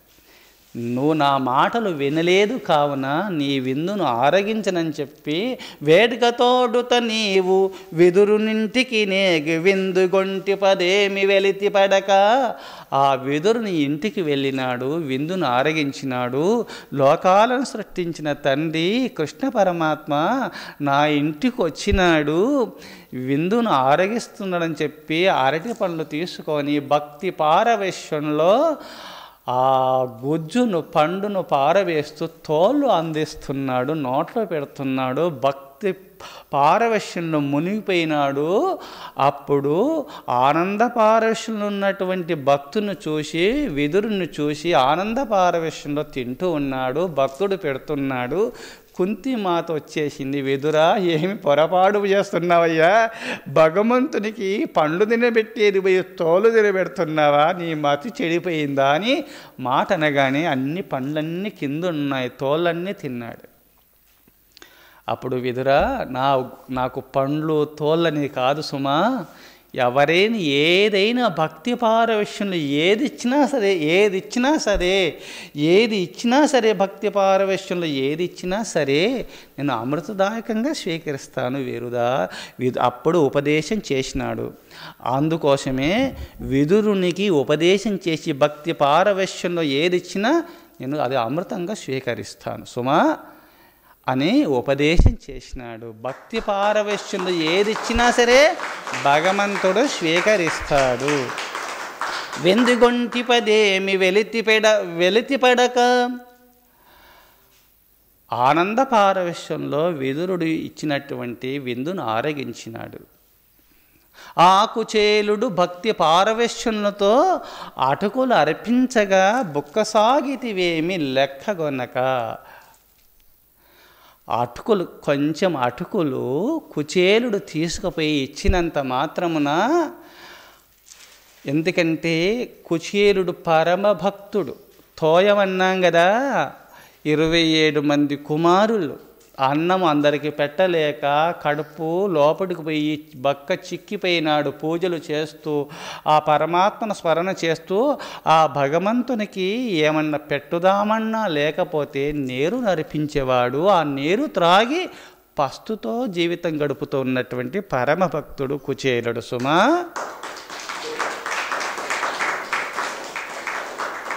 ఆ కుచేలుని భార్య పావురాను తరుముతూ వచ్చి, స్వామి మీరు ఎందుకు, నీ కృష్ణ పరమాత్మ చిన్ననాటి స్నేహితుడు ఉన్నాడు కదా, ఆయన దగ్గరికి వెళితే ఎంత సంపద అయినా ఇస్తాడు కదా, మీరు వెళ్ళండి స్వామి అంటే, స్నేహితుల దగ్గరికి పోవాలన్నా, చిన్నపిల్లల దగ్గరికి పోవాలన్నా, గురువు దగ్గరికి పోవాలన్నా, సత్యనారాయణ వ్రతాలు ఎక్కడైనా వ్రతాలు చేయుచుండగా అక్కడికి వెళ్ళినప్పుడు, గృహ ప్రవేశాలకు పోయినప్పుడు ఉట్టి చేతిలో పోకూడదు, నేను సమస్త శాస్త్రములు చదివినటువంటి వారిని కదా, అందుకోసమే నా స్నేహితుడైన కృష్ణ పరమాత్మ దగ్గరికి వెళ్ళాలంటే నా దగ్గర ఏం లేదు కదా, ఉట్టి చేతులతో ఎలా వెళ్ళాలంటే, అప్పుడు పిల్లలు ఏడుస్తూ ఉన్నప్పుడు ఏమన్నా ఇవ్వటానికి అటుకులు అనగా బియ్యమును నానబెట్టి అటుకులుగా దంచుకుంటాం కదా, అట్టి అటుకులు కొన్ని ముంతలో దాచిపెట్టింది, పిల్లలు ఏడ్చినప్పుడు పెట్టొచ్చని. కొన్ని అటుకులు తెచ్చి తన శాలువలో మూటగట్టి, స్వామి మనకు మన భావగ్రాహి జనార్దన, భగవంతుడు భావమును గ్రహిస్తాడు కదా, మన దగ్గర ఏం లేదు కదా, ఆ భగవంతుడు గ్రహిస్తాడు, ఈ అటుకులు తీసుకొని వెళ్ళండి అంటే అటుకులు తీసుకొని వెళ్ళినాడు.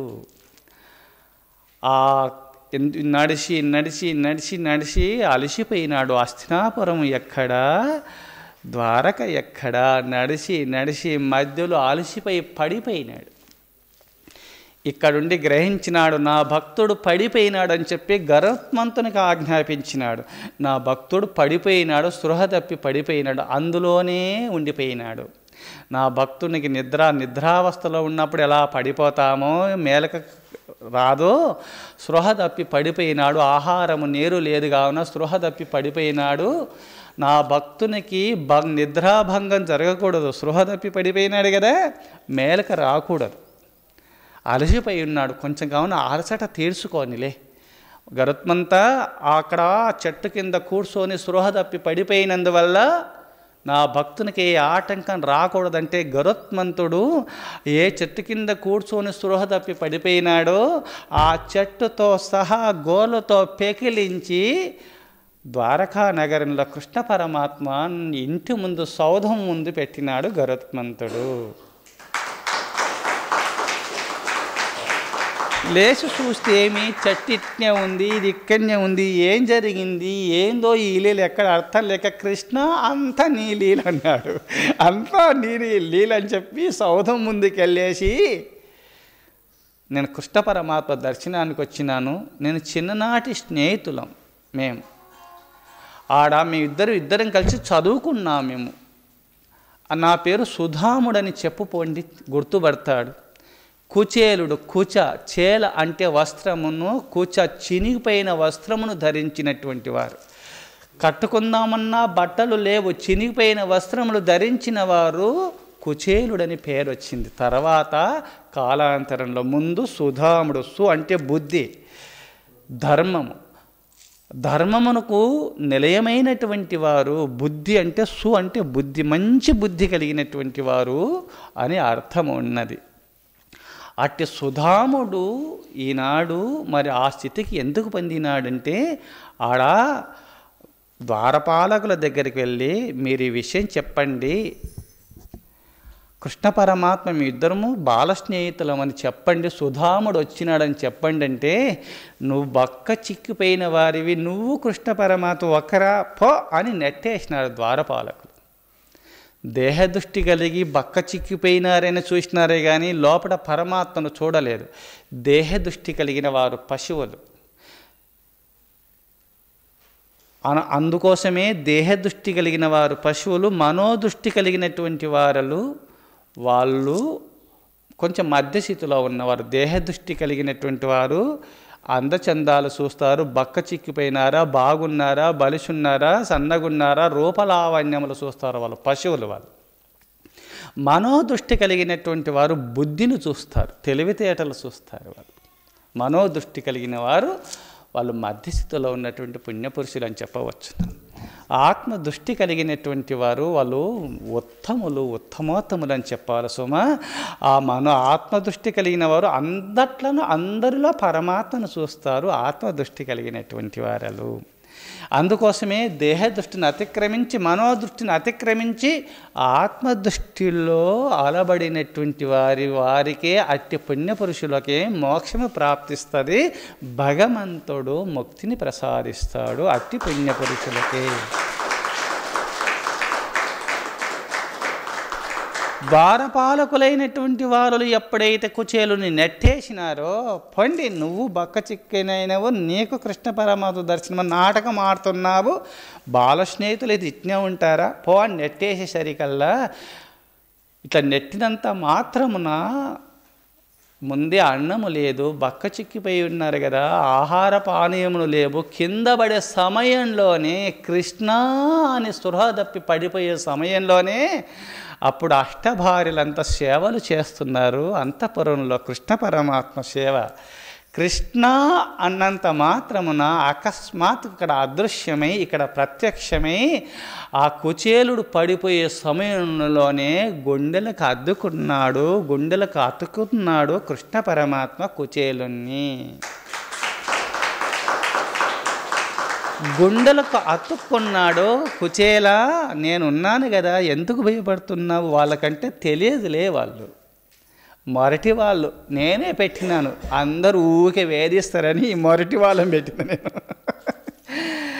అందుకోసమే అది నా వింత, నాదొక పరీక్ష మాత్రమే, అందుకోసం ఇక్కడ కూడా నేను కొంచెం పరీక్ష పెట్టినాను అని చెప్పి ఆ రథము తీసుకొచ్చి రథం పైన ఎక్కించుకొని వెళ్ళినాడు.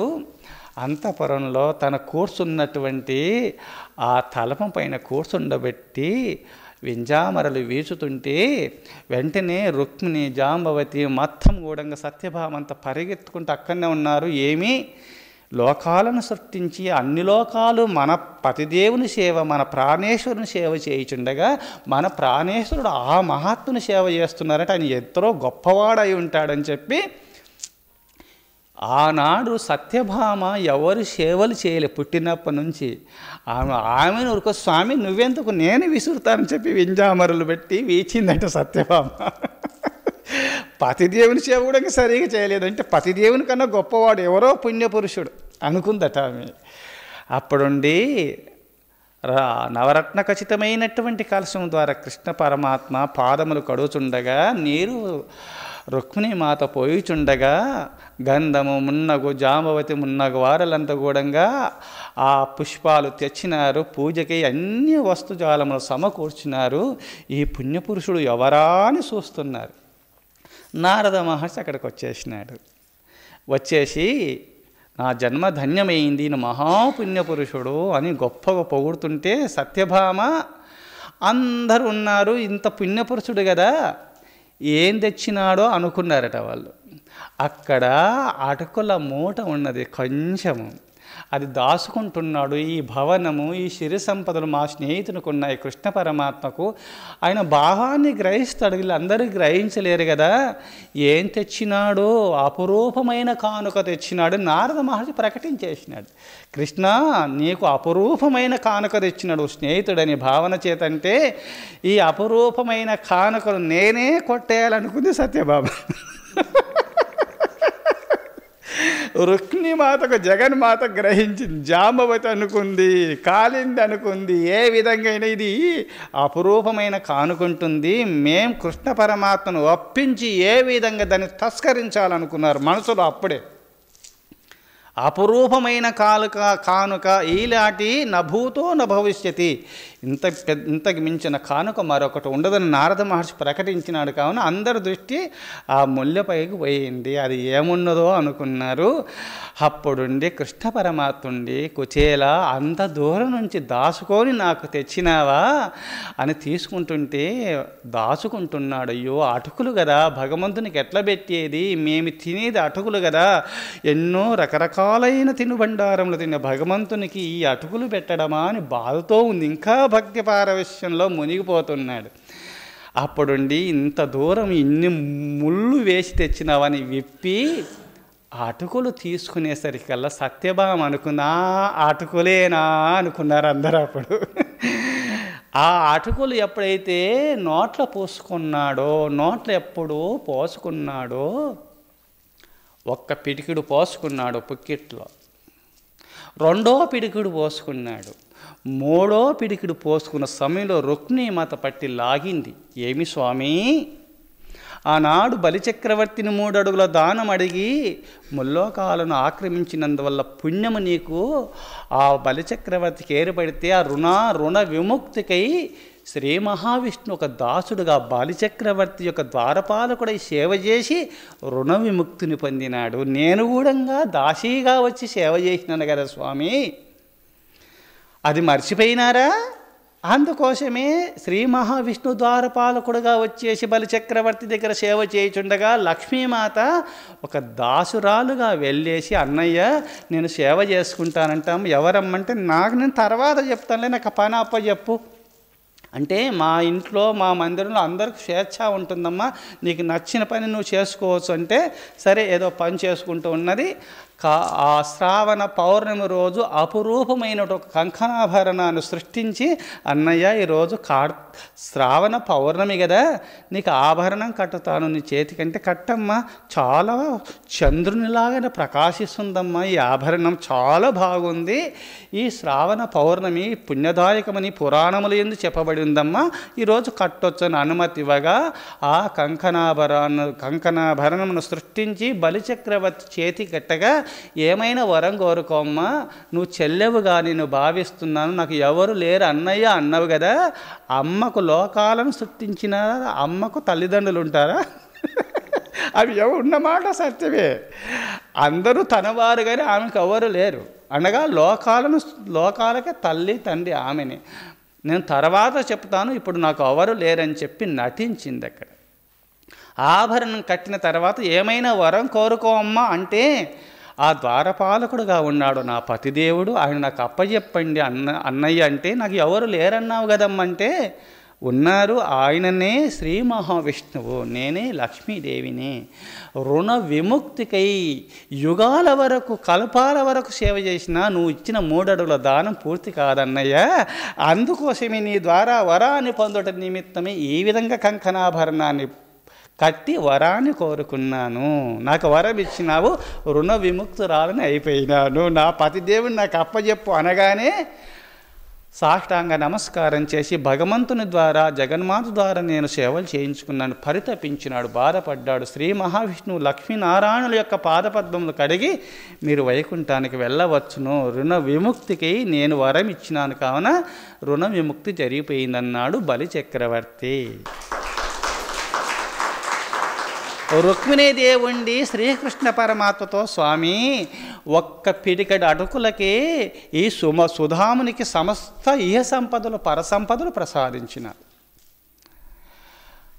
2వ పిడికికి ఆయన మనోభిష్టం మొత్తం సిద్ధి, ఏమేమి కామన్న మొత్తం సిద్ధించింది. ఇహ సంపద పరసంపదలు మొత్తము పిడికడి అటుకుల ద్వారా ఇహ సంపదలు మొత్తము ప్రాప్తించినాయి. 2వ పిడికిడి ఎప్పుడు నువ్వు ఆ పిడికడి అటుకులు నోట్లో పోసుకున్నావో మోక్షము ప్రాప్తించింది కదా, ఇహ సంపద పరసంపద ప్రాప్తించింది. ఇంకో 3వ పిడికిడి నోట్లో పోసుకుంటున్నావా స్వామి? ఈ 3వ పిడికిడి నోట్లో పోసుకుంటే అష్టభార్యలతో సహా అందరం కూడా, నువ్వు నేను అందరం వెళ్ళి ఆ సుధాముని మందిరంలో సేవ చేయవలసిందే, బలిచక్రవర్తికి చేసినట్టు సుమా అనగానే అప్పుడు జాంబవతి, కాలింది, సత్యభామమున్న వారు భయపడిపోయినారట. అయ్యో ఈ అటుకులు ఇంత మహిమ ఉన్నదా అని భయపడిపోయినారట. భక్తితో భగవంతునికి అర్పిస్తున్నటువంటి పత్రము, పుష్పము, ఫలము, తోయం ఏది అర్పించినా అందులో అతి మహిమ కలిగినటువంటి దివ్యత్వం ఉంటుంది ఆ ప్రసాదంలో. ఆ భగవంతుడు అప్పుడు రుక్మిణీమాత లాగింది, ఆ ప్రసాదం తినవద్దని లాగింది.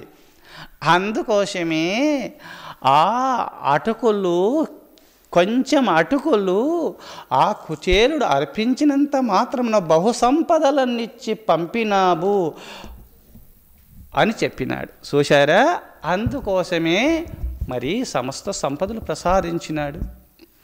భక్తులు ఏది కోరుకుంటే అది ప్రసాదిస్తాడు భగవంతుడు. అందుకోసమే మనము పత్రం, పుష్పం, ఫలం, తోయము ఇది బీద భక్తులకు చెప్పినాడు కావున ఉన్నవారు ఏదైనా చేసుకోవచ్చును.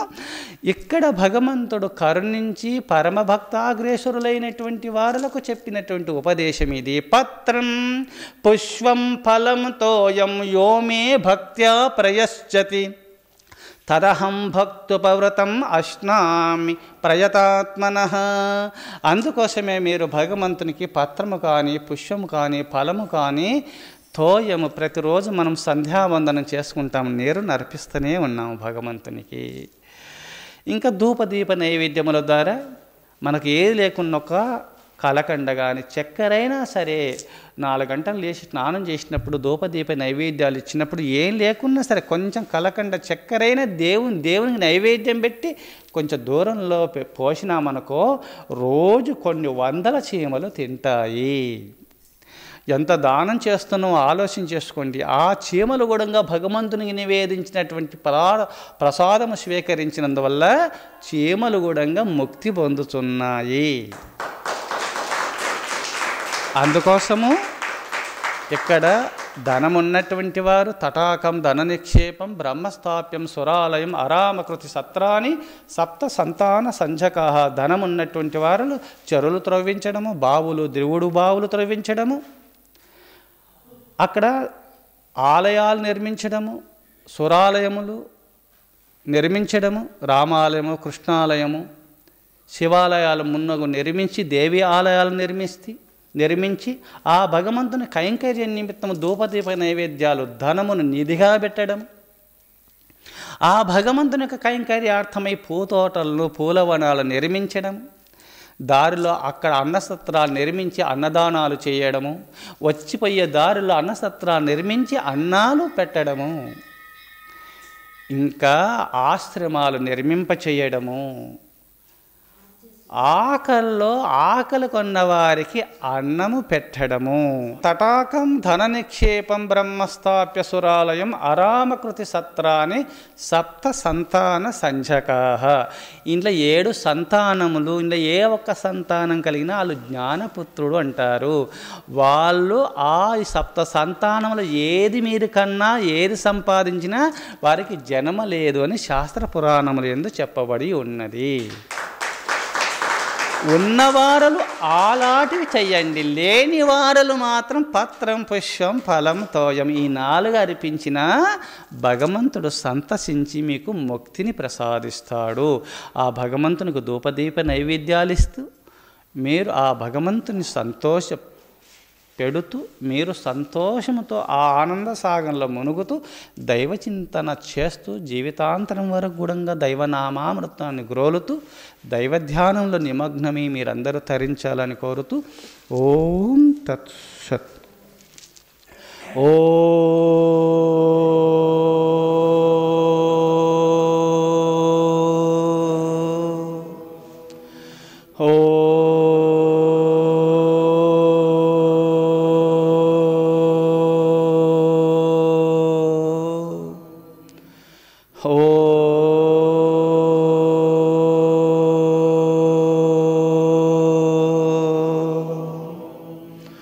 ఓం సహనావతు సహనో భునక్తు సహ వీర్యం కరవావహై తేజస్వినావధీతమస్తు మా విద్విషావహై.